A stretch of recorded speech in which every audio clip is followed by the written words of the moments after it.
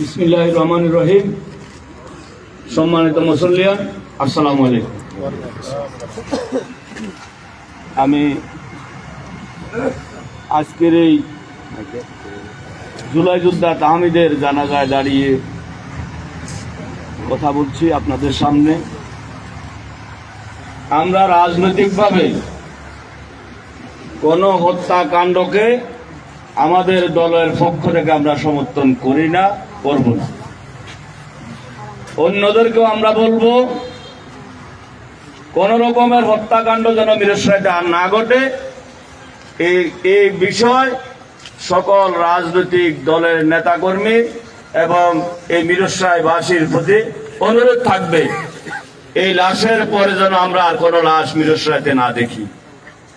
আল্লাহর দরবারে দোয়া করি, আল্লাহ যেন এই মিরসরাইয়ের মানুষকে এই হত্যাকাণ্ড থেকে নিষ্কৃত করেন।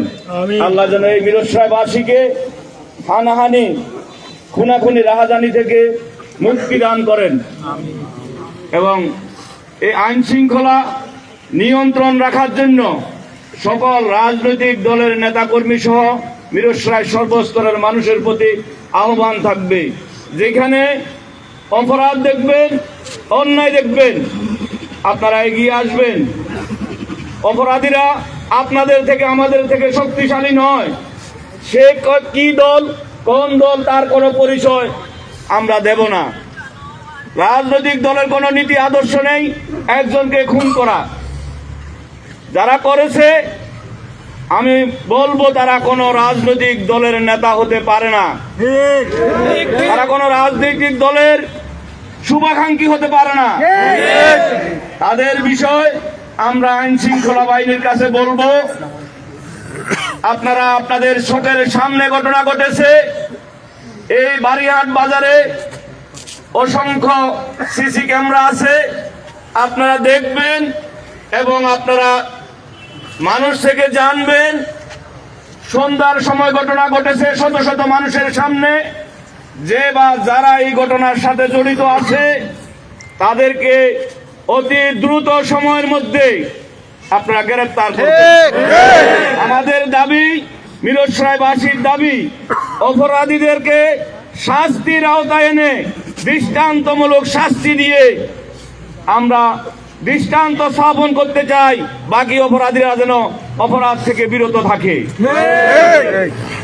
আমি আর আমার বক্তব্য দীর্ঘায়িত করব না। আল্লাহ যেন আমাদের এই তাহমিদকে, আমার সাথে 3 দিন আগে তাহমিদের দেখা হয়েছে। তাহমিদ মাঝে মাঝে আমার কাছে যেত, কথা বলতো।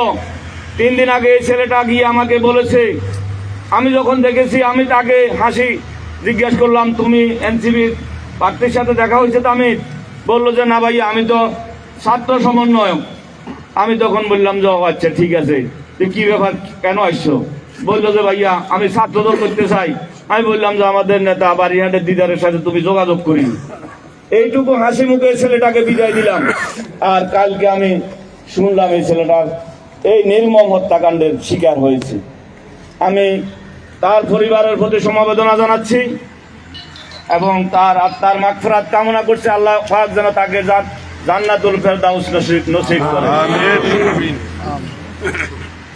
আর আবারও আমি থানা প্রশাসন সহ আইন শৃঙ্খলা বাহিনীর কাছে আমি অনুরোধ করব, আবেদন করব, আমাদের দলের পক্ষ থেকে, মিরসরাইবাসীর পক্ষ থেকে যে বা যারা এই ঘটনার সাথে জড়িত, আপনারা অতি দ্রুত সময়ের মধ্যে তাদেরকে গ্রেফতার করবেন। আমরা যেন দেখতে পাই দৃশ্যমান আইন শৃঙ্খলার উন্নতি হচ্ছে, সেই বিষয়ে আপনাদের সর্বাত্মক সহযোগিতা লাগবে। আমরাও আপনাদেরকে সহযোগিতা করার জন্য প্রস্তুত থাকবো ইনশাল্লাহ। আমি আমার বক্তব্য আর দীর্ঘায়িত না করে মিরসরাইবাসীর শান্তি শৃঙ্খলা কামনা করে আল্লাহর দরবারে দোয়া করে